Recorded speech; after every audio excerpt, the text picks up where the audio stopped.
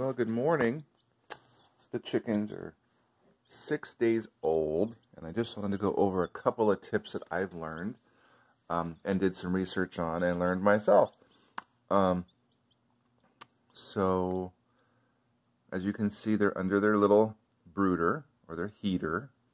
I do not suggest a heat lamp. I mean, a heat lamp is just expensive. It's a total fire hazard. It's a great idea at the time, but now with technology, we got these little radiating heat plates, and I put it in at an angle, like I said on the last video, and they just go in as far as they want to get warm, and they come back out. My garage is about 75 degrees during the day. I'm in California, and so they're super, super, super great way to do this. I mean, obviously, I'll have to lift it on these legs as they get bigger and older, but totally the way to go. Yeah, I also added a mirror. It's very funny. These girls are very vain. They check themselves out. They poke at the mirror. It's really funny. Yeah, super, super funny. I don't know if in the last video, but this is the feeder that I'm using. I had a dish. They kept pooping in it and knocking it over. They scratch and they pick. It's a great little dish. It's like $3. And then, of course, the waterer. I also have some electrolytes in here. We'll talk about food at another time. But it's a great little waterer. I know as they get bigger, they're going to kick this thing over. So I have different ones for when they get older. So they poop a lot. You're going to want to pick up the droppings, which I just did. But you can see there's one here, here, and over here. Some people say just add more pine shavings every couple days. Cover it. Totally fine. You can do that. In fact, sometimes if I get lazy, I'll just pick some up where it's clean and, throw it over there and cover up the poop. Biggest thing is they step in it. And then you want to hold your chickens because you want them to be docile and a pet, right? But then they have salmonella all over their feet and their bodies.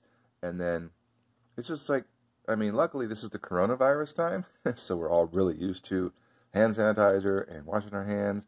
But I would say when you are raising chickens, pretend you are during the COVID-19 time. Keep yourself and your hands clean because you will get sick. You will get salmonella if you do not wash your hands, especially kids. If you have kids, each and every time they pick up or do anything with these chickens, just have them either sanitize or wash their hands. So I keep a bottle of hand sanitizer right by the garage door, which is right here. And there's my hand sanitizer, because I don't want to, get sick. So, as you can see, chickens grow very fast. We got them 6 days ago, and they didn't even have any semblance of a wing. This little brown guy, you can see, he's got feathers coming in here. Hey, bud. He didn't have anything like that when we got him. So now he's got, an inch worth of feathers on him. It's crazy.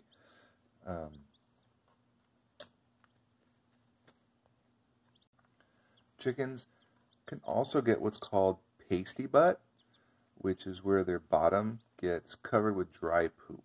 And if you don't clean it, then they cannot continue to go potty, and they get sick and die. That's the basics of it. So, I'm going to title and call this video for the layman of raising a chicken, right? Because there's a lot of technical videos out there, and people talk with science talk and all that, but I'm just going to tell you how it is.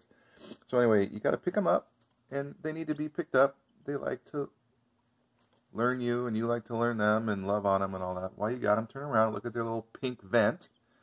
It's called a vent, and make sure it's not clogged with poop, because if it is, you're going to have some trouble. Yeah. So let's talk about a little bit how far chickens can see. This guy looks like he's stuck, right? And I was freaking out about it.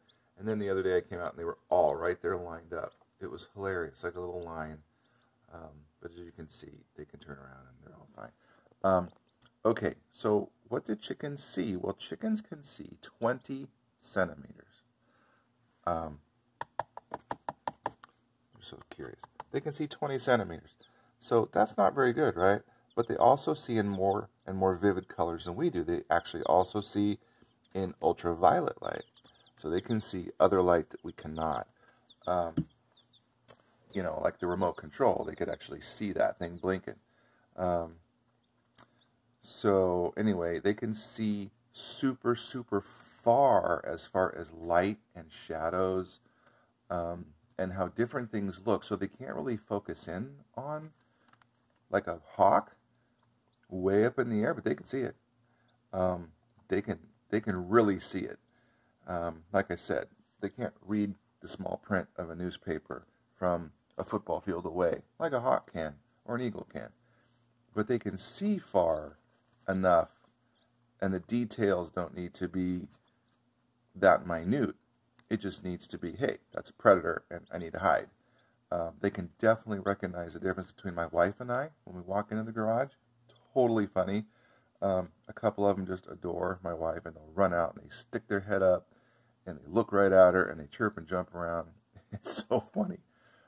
She holds them more than I do because the trade that I'm in, over the years, my fingers have become very desensitized and they're so small. I can't even feel their fur. They're just like little puff balls. So I have to be really, really, really careful about that. Chickens hear super well. They know the difference of the dog collar. They know the difference of the door opening up. They know the difference of my voice. They can definitely tell if you're irritated, like the dog comes out, you say, no, and all chickens will run under their little heater plate because they're afraid. So it's interesting. That's good because they say they can recognize up to 100 different people. So that's pretty cool. I don't know how they figured that out, but that's what they say. I think it's great that you can call a chicken. So you want to have a special word in case they're going to run away or cross the street or wherever you live. We actually use chick, chick, chick, chick, chick, chick, chick, chick. And this is what we do when we have treats in our hand. And we'll say chick, chick. And we're training them to do that. And they'll come out.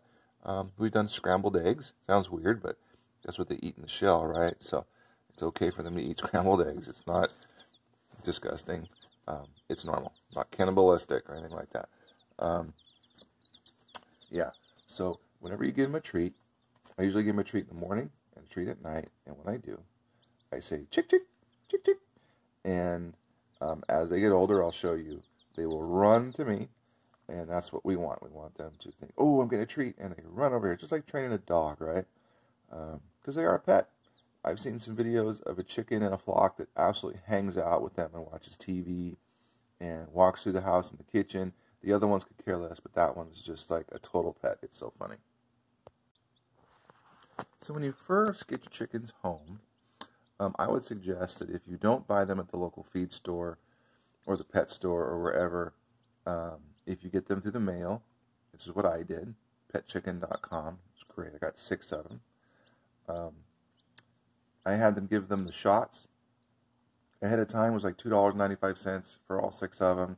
I think it's a great idea. Chickens get all kinds of sicknesses and illnesses, and they're like $3 each. You don't want to spend a bunch of money on bills and medicine or whatever for a pet chicken, right? So there's medicated food and there's non-medicated food. I got the non-medicated food. If they get some sort of a problem, I can deal with it later.